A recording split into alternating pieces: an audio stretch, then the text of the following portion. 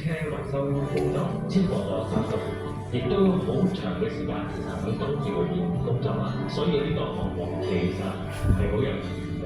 我哋喺紅磡呢個展覽嘅地方咧，分別咧展覽咗我哋退咗役嘅56部嘅機車啦，東鐵線嘅黃頭車即係烏蠅頭。咁呢3架列車都好長嘅時間啦，響56部柴油機車咧由3條站，等我哋可以做詳細嘅檢查同埋維修工作，睇下有冇啲損蝕啊、傷害嘅地方。因為佢響戶外嘅工作啦，所以佢有一定嘅損耗啦。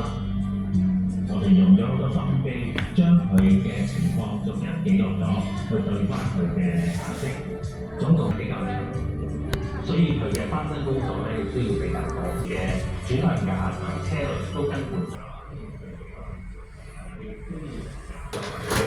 上場啦！